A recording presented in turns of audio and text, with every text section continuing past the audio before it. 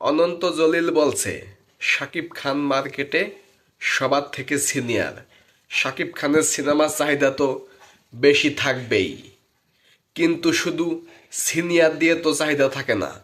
শাকিব খানের চাহিদা আছে শাকিব খানের যোগ্যতায়, শাকিব খানের ফ্যান ফলোয়িংয়ের জন্য। শাকিব খানের অভিনয় সব কিছুতে সবার থেকে ভালো। যদি সিনিয়র হলে চলতো, তাহলে তো অনেক সিনিয়র আছে, তাদের সিনেমা তো চলে না। সিনিয়রের জন্যে না, শাকিব খানের সিনেমা মার্কেট থাকে শাকিব খানের যোগ্যতায়, শাকিব খানের গুণে, কোনো সিনিয়রের জন্যে না। আর শাকিব খানের জন্যেই এবারের ঈদে আর কোনো সিনেমার টাইম নাই, শুধু বরবাদ। বরবাদ ছাড়া কোনো আওয়াজ হবে না। অন্য যে সব সিনেমা আছে ওই সব সিনেমা নিয়ে কথা বলতে চাই না, বা ওই সব সিনেমার নাম মুখে নিতে চাই না। নাম মুখে নিলে তো প্রচার হয়ে যাবে ওই সব সিনেমার। অত বোকা আমরা এখন আর নাই। আগে নিতাম, আগে অন্য অন্য সিনেমার নাম মুখে নিয়ে ওই সব সিনেমার প্রচার করতাম, এখন আর করতে চাই না।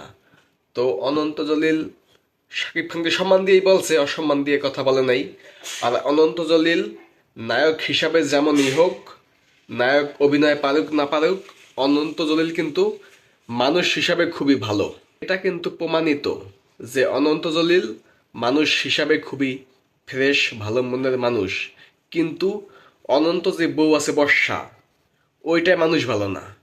ওইটার মনের মধ্যে শুধু হিংসা, আর কথাবার্তার কোনো লাইন গাট নাই, উল্টাপাল্টা কথাবার্তা কয়। তো অনন্ত জলিলের বউকে ভাল লাগে না। কিন্তু অনন্ত জলিল অবশ্যই ভালো একজন মানুষ, যদিও তার সিনেমা এবারে ঈদে আসতেছে না, কিন্তু শাকিব খানের সিনেমা তো প্রতি ঈদেই আসে। অনন্ত জলিল সবসময় শাকিব খানকে নিয়ে ভালো কথাই বলে, খারাপ কথা বা উল্টাপাল্টা কথা একটু কমই বলছে এখন পর্যন্ত, আমি দেখি নাই তেমন একটা। তো এবারের ঈদে শুধু বরবাদ হবে, বরবাদ ছাড়া কোনো আওয়াজ হবে না। কথা একটাই, বরবাদ। বরবাদ এবারের ঈদে সব বরবাদ করে দিব, এটাই ফাইনাল। সেটার প্রমাণ কিন্তু টিজারেই পাওয়া গেছে। টিজার আসার পরে কিন্তু পুরা মাঠ ফাঁকা হয়ে গেছে। মাঠে শুধু বরবাদ নিয়ে আলোচনা, অন্য কোনো সিনেমা নিয়ে আলোচনা নাই। এটাই শাকিব খানের পাওয়ার, এটাই মেগা স্টার শাকিব খান। তো সবাই বরবাদের সাথে থাকুন, বরবাদ দেখুন, বরবাদ নিয়ে সবাই মাতামাতি করুন।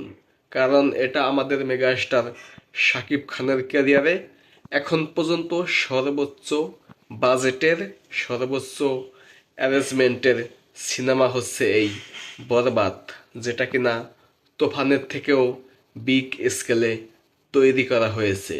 এবং আমরা আশা রাখতেই পারি তুফানের থেকেও অনেক অনেক বেশি হিট হবে এই বরবাদ সিনেমা। তো সবাই বরবাদ নিয়ে থাকুন, বরবাদ নিয়ে কথা বলুন। ধন্যবাদ।